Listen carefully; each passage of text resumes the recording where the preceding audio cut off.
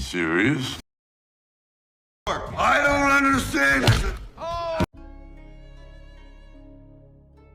Setelah sebelumnya David terlibat cekcok dengan bosnya, kini David yang mulai mencoba menguasai kota Tulsa, harus berhadapan dengan beberapa musuhnya dulu yang tinggal di kota tersebut. Dan tanpa berlama-lama, mari langsung saja kita mulai alur ceritanya. I'm a made fucking guy. That's what I... My dad's friend, Vince. You know that. Raimu kenal aku ya, orang sing ngomong sing ora-ora dancuk.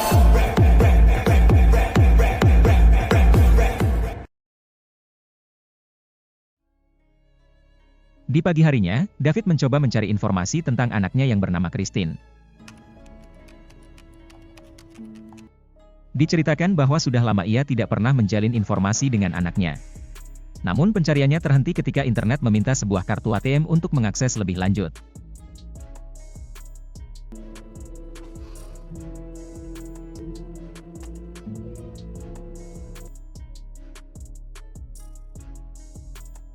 Di pagi berikutnya, ketika David hendak membayar untuk paket yang hendak ia kirimkan, sang pekerja di tempat tersebut juga meminta pembayaran secara elektrik.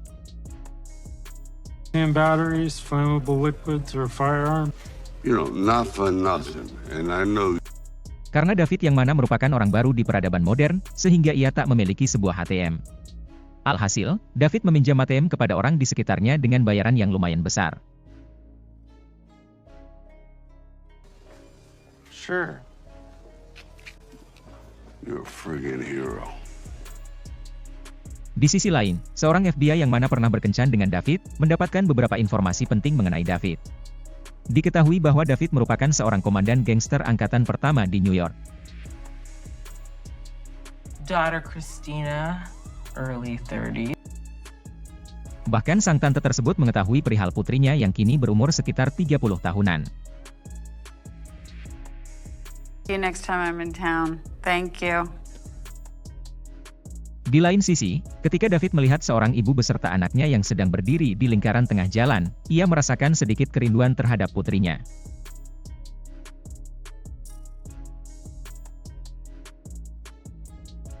Di saat itu seorang nenek memberitahukan kepada David bahwa lingkaran tersebut merupakan pusat alam semesta. Yang mana jika seseorang berdiri tepat di atas lingkaran tersebut, maka orang-orang di sekitarnya tidak dapat mendengar apa yang diucapkan. Dan ketika David mencobanya, nampaknya memang benar. Horse!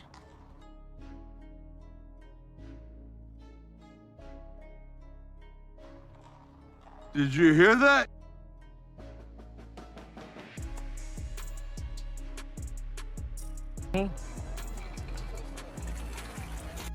Di sisi lain kita diperlihatkan dengan Vin yang menjadi tangan kanan dari Chicky. Diceritakan akibat tonjokan yang diberikan oleh David, 3 bagian rahangnya mengalami kerusakan parah. Fucking mandibles broken, tree plate. Vin mencoba untuk menemui Chicky dengan tujuan meminta tanggung jawab atas apa yang dilakukan oleh David. Chicky yang menyadari bahwa David merupakan tangan kanan terbaik dari ayahnya, ia pun mencoba berunding terlebih dahulu dengan ayahnya. We got rules in this. Di lain sisi, David yang menyadari bahwa kartu kredit amat penting di era sekarang, sehingga ia berniat untuk membuatnya. Namun sebelum ke bank, terlebih dahulu mereka menuju ke tempat Body untuk mengambil uang bagiannya. Oh, just fire. Namun tak hanya meminta jatah, David juga berkata kepada Body bahwa dirinya ingin bertemu dengan sang pemasok ganja yang bernama Jimmy. Tujuannya ialah membangun investasi baru dan menghasilkan uang lebih banyak. Some sort of structure to you take. Dari toko Body, ia langsung menuju ke bank untuk membuat kartu kredit. Namun ketika David memberikan sebuah SIM untuk mengisi data diri, ternyata SIM dari David sudah kadaluarsa. I can't accept this. It's expired. Karena hal tersebut, David terpaksa melakukan ujian untuk memperpanjang SIM-nya terlebih dahulu. Dude, know what you think?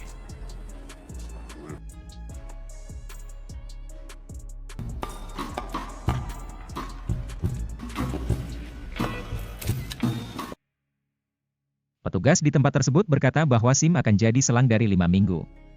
Menyadari jika David tak bisa menunggu selama itu, ia pun melakukan keahliannya dengan penyogokan.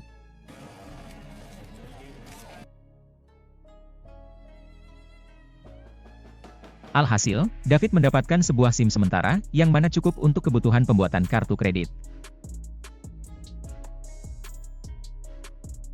Kartu kredit pun berhasil dibuat dan akan diterima kurang dari 1 minggu. Tulsa. Scene berpindah. Di sini diketahui, bahwa seseorang yang pernah memata-matai David bernama Manny. Dirinya merasa terancam dan ketakutan ketika mendengar kabar bahwa David kini benar-benar tinggal di kotanya. Who am I kidding? He's here to fuck. Di sisi lain, Chiki yang menerima komplain dari Finn, mencoba menenangkan suasana. Chiki meminta kepada David agar ia bersedia membayar ganti rugi kepada Finn atas apa yang telah diperbuat. David diharuskan membayar $100.000 kepada Finn sebagai bentuk tanggung jawabnya. Di malam harinya, kediaman dari David didatangi oleh tante-tante FBI.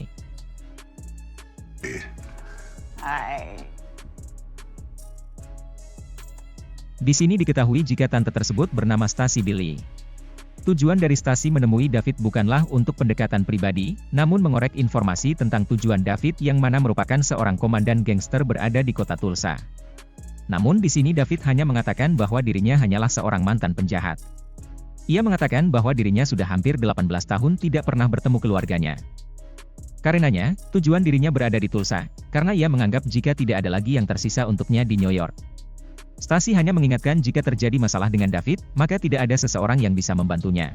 I need you to know that if you get jammed up here.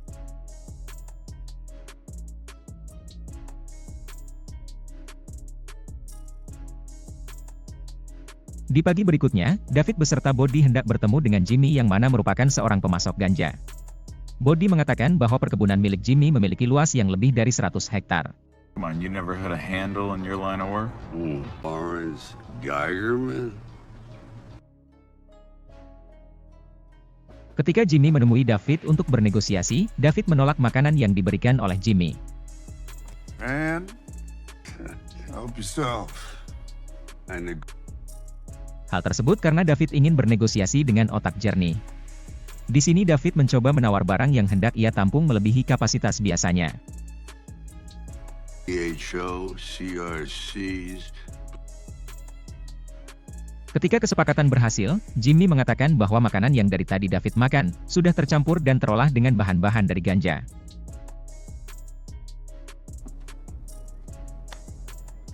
That apricot preserve you're eating. Hell infused.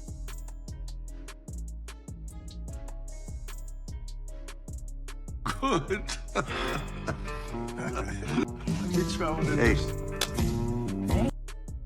Karenanya, ketika menuju kembali ke rumah, kita diperlihatkan dengan David yang mulai oleng akibat efek dari ganja tersebut.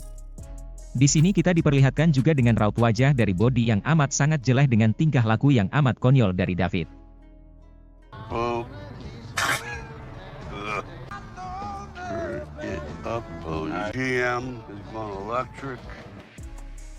Manny yang amat sangat ketakutan atas kehadiran David, mencoba untuk memastikannya kembali dengan menelpon bagian resepsionis hotel.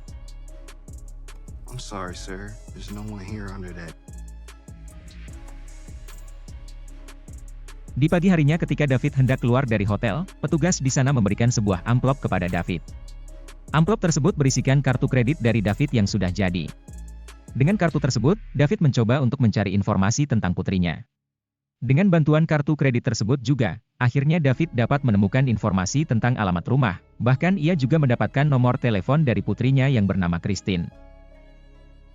Dengan perasaan bimbang, David mencoba untuk menghubungi putrinya. Namun ketika itu, ternyata yang mengangkat telepon dari David merupakan suaminya. Can I ask who this is? David juga mendengar suara anak kecil yang diduga merupakan putri dari Christine. Ketika putrinya berbicara di telepon, David malah merasa sedih akibat perkataan singkat dari putrinya yang mana seperti tak peduli. You wanted to hear my voice. There. You happy? Can I see? Dengan hati yang amat bersedih, David mencoba melangkah menuju bundaran pusat alam semesta. Di tempat tersebut, David mengutarakan isi hatinya yang amat sangat sedih akibat tindakannya dulu kepada keluarganya. I stopped seeing her. I stopped seeing her. I love you. I'm sorry. Episode 2 cukup sampai di sini.